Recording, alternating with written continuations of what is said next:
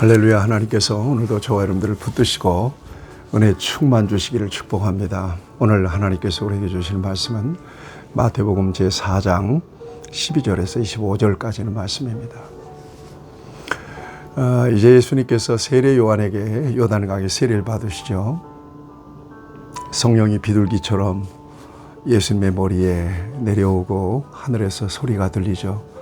이는 내 사랑하는 아들이요 나의 기뻐하는 자라. 그 순간부터 이제 예수님의 공생애, 공적 생애가 시작이 됩니다. 공생이라고 하는 것은 하나님께서 예수님을 이 땅에 보내셔서 이루시고자 하시는 구원 역사를 본격적으로 이루어 가시는 그런 기간을 우리가 공생애라 이렇게 얘기합니다. 공생애의 시작과 함께 예수님께서는 또 광야로 성령에 끌려 가셔서 마귀에게 시험을 받는 거잖아요. 육신의 정욕, 안목의 정욕, 이생의 자랑에 대한 인간의 그 육신의 아주 그 기본적인 본능에 대한 시험들을 다 받으시지만 오직 말씀으로 기록되었으되 말씀으로 마귀를 물리치십니다. 이것은 예수님의 전 생애를 통해서 마귀의 역사에 대하여 승리하신 그 모습을 우리에게 보여주시는 상징적인 사건이라고 저와 여러분들은 바라봐야 될 것입니다. 그리고 오늘 본문 말씀에 예수님께서 이제 본격적으로 천국을 선포하시는데요. 오늘 본문에서 17절 보세요. 이때부터 예수께서 비로소 전파하여 이르시되 회개하라 천국이 가까웠느니라 하시더라. 회개하라 천국이 가까웠느니라. 회개라고 하는 것은 하나님께로 완전히 돌이키는 거예요. 죄악된 자아 옛사람을 완전히 벗어버리고 하나님께 완전하게 돌이키는 겁니다. 천국이라고 하는 것은 하나님의 완전한 통치예요. 하나님이 다스리시는 나라. 비로소 예수님을 통해서 진정한 하나님의 나라를 누릴 수 있습니다. 그러니까 예수님을 모시기 위한 전제 조건이 회개예요. 죄악을 청산해야 되는 거예요. 완전히 전인적으로. 그리고 예수님을 모셔드려야 비로소 하나님이 지배하시는 나라가 돼요. 개인도, 가정도, 교회도, 국가도, all nations, 모든 열방도. 우리 예수님이 이 같은 하나님이 완전하게 다스리시는 그 나라, 천국을 이루어 주시기 위해서 이 땅에 오신 분이십니다.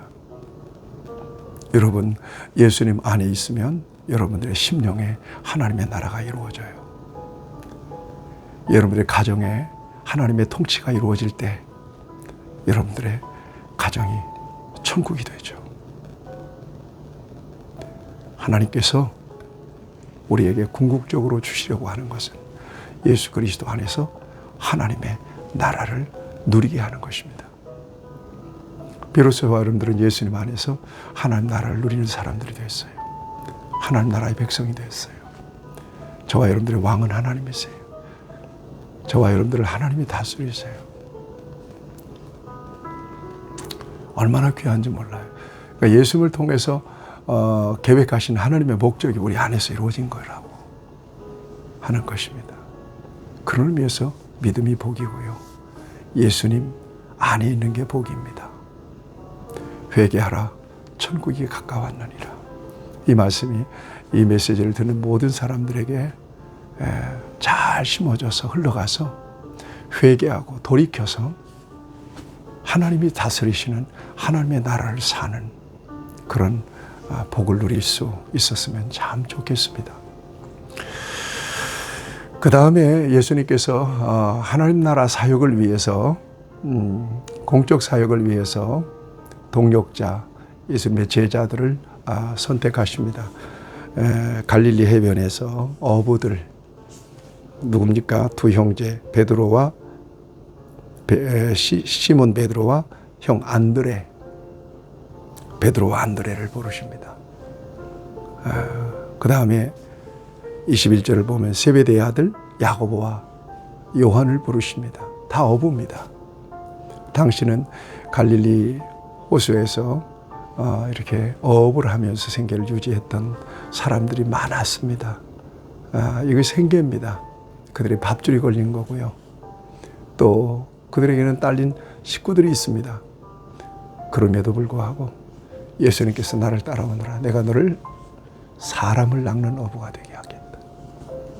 그러자 베드로와 안드레가 배와 그물을 버려두고 예수님을 따릅니다. 또 세베대의 아들 야고보와 요한도 배와 아버지까지 버리고 예수님을 따릅니다.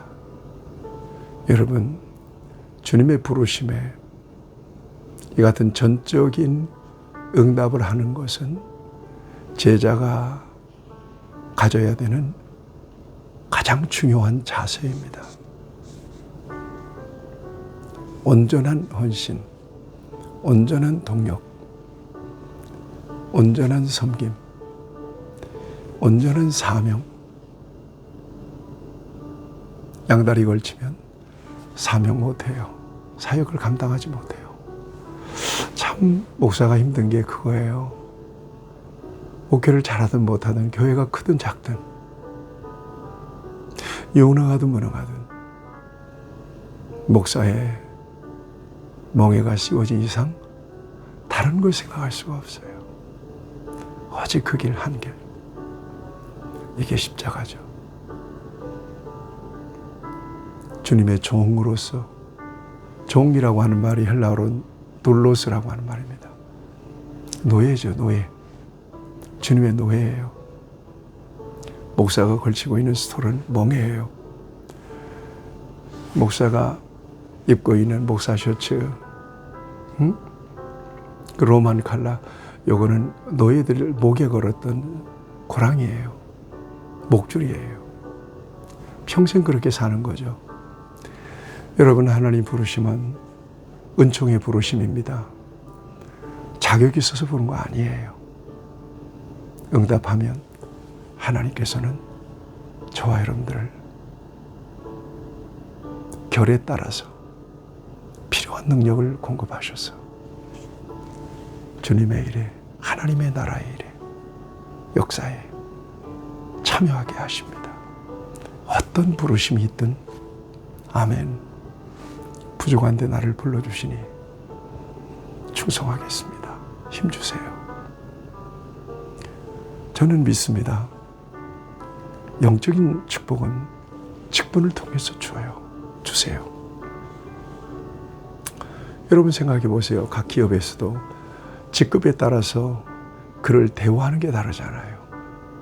그가 가지고 있는 권한이 다르잖아요. 교회도 마찬가지죠. 하나님께서 맡겨주신 일의 분량, 그 일의 직분에 따라서 그 권한과 능력이 다르지 않겠어요? 그것이 고스란히 내게 주어진 복이 돼요. 여러분, 하나님 부르실 때 아멘하고 묻지도 따지지도 않고 주님의 부르심에 응답하는 저와 여러분들이 될 수 있기를 바랍니다. 내가 일하는 것 같죠? 아니에요. 나를 통해서 주님이 일하셔요. 염려하지 마세요. 나를 부르셨다는 사실에 감격하고 그저 아멘 하면 하나님이 우리를 쓰십니다. 그 다음에 여러분 22절 이하에 보게 되면 우리 예수님께서 이 세상에서, 이 땅에서 공생의 기간 동안에 하신 일을 세 가지로 요약해서 말씀하세요. 회당에서 가르치시고 천국 복음을 전파하시고 모든 백성 중 모든 병과 모든 약한 것을 고치셨다.